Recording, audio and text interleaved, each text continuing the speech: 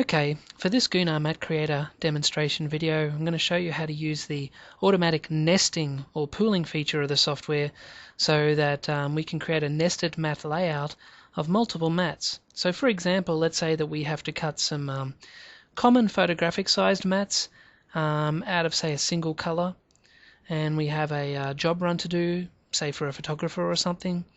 So let me start. First of all, we'll go to a rectangle template, click on this. Here we can input our dimensions, and currently the software is in millimeters.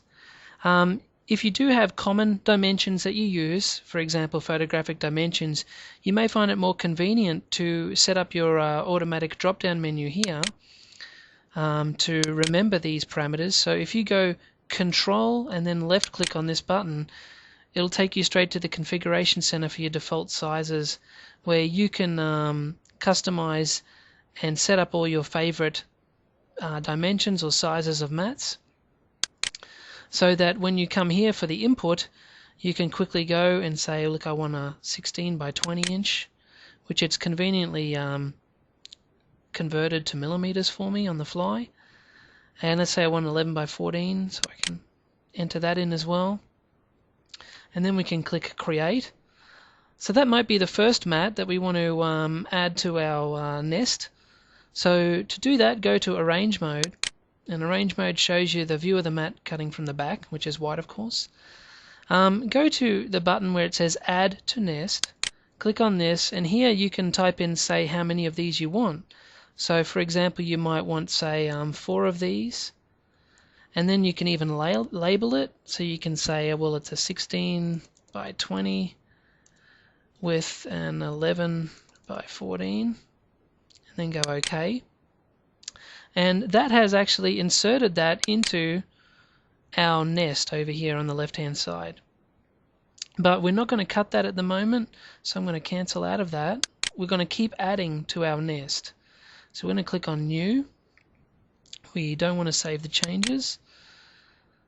But don't worry, that is still saved in our nest. We're now going to add a new mat to our nest.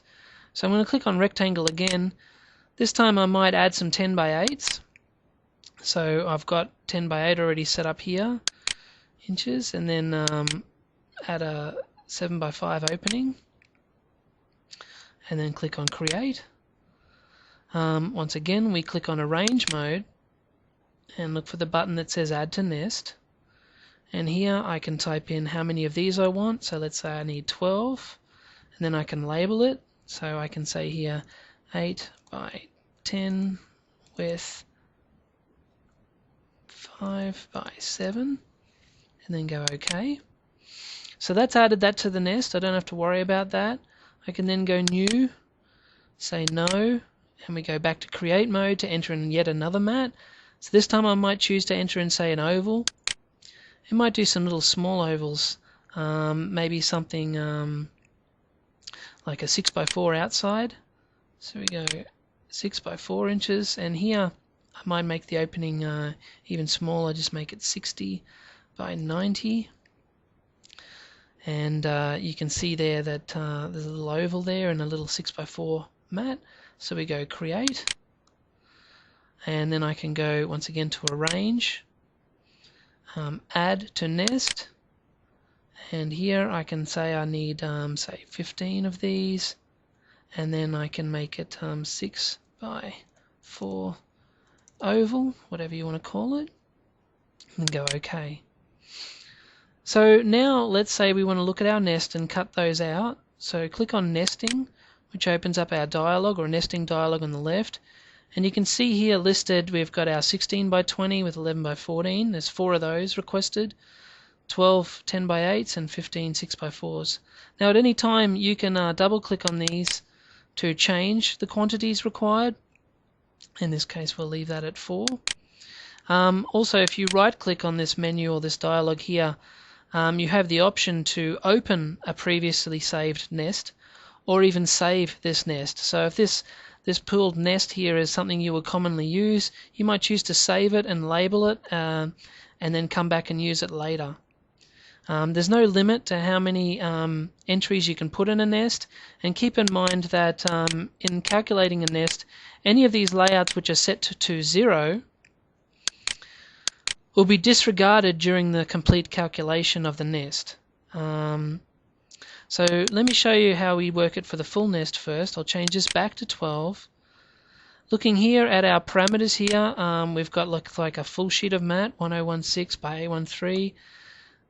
If you've got a machine that cuts to the edge, like a 601, you could set that value there for the left edge to be 0, and for the bottom edge could be 0 also if it's a 601 or a 4001.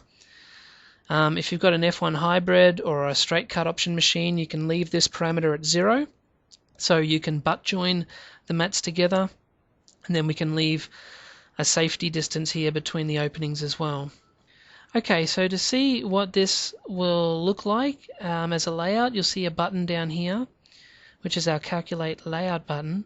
If you click on that, based off the parameters here, it will work out automatically a suggested layout for that job.